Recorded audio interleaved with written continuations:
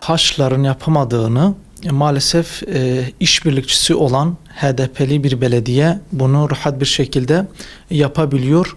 Biz bu yapılanları gerçekten nefretle, şiddetle kınıyoruz.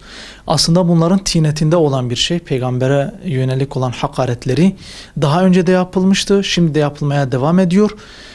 Ben şöyle düşünüyorum, Müslümanların durumunu bu şekilde ölçmek istiyorlar. Müslümanların tepkilerini, Müslümanların tavırlarını. Ben HDP'li belediyelere ve bu düşüncede olan insanlara, kurumlara diyorum ki Müslümanların tepkisini ölçmeye kalkmayın. Müslümanların tepkisi şiddetli olur. Ve bu konuda zaten Diyarbakır'da başta olmak üzere ülkenin birçok yerinde de bu durum tepkiler meydana geldi. Özellikle Ulu Cami imamı ve diğer imamların bu konudaki tavırlarını takdirle karşılıyoruz.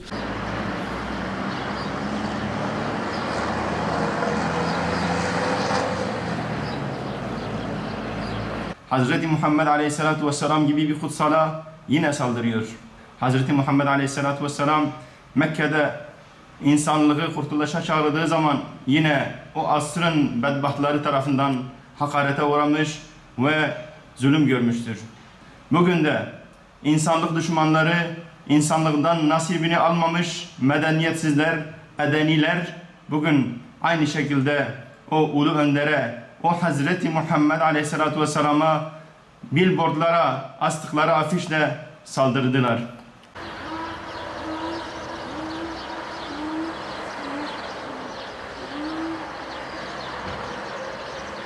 Bu şekilde inançlı insanların kutsal değerlerine saldırı yapanlar bu tesadüf değildir kesinlikle. Biz buna inanıyoruz. Bunlar bir planın parçasıdır.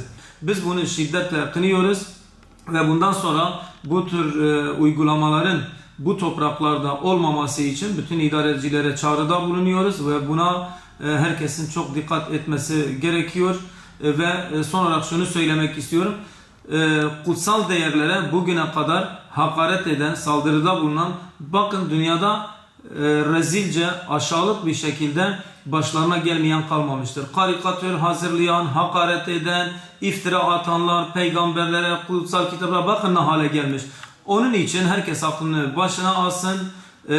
Peygamberler Allah'ın özel olarak insanlara gönderdiği değerli varlıklardır ve asla Cenab-ı Allah peygamberlere hakkında böyle karalama, iftira, aşağılama şeylerde bulunan insanlara yanlarına bırakmaz ve onları rezilce bir hayat sürdürüyor ve en sonunda onları zaten ne hale geldikleri de malum ortadadır. Kapat.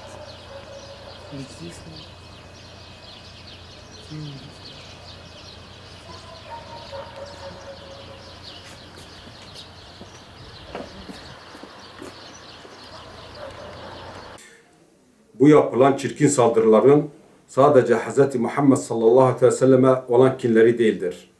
Bu kinleri Hz. Muhammed sallallahu aleyhi ve sellemin getirdiği güzel dinden kaynaklanıyordur.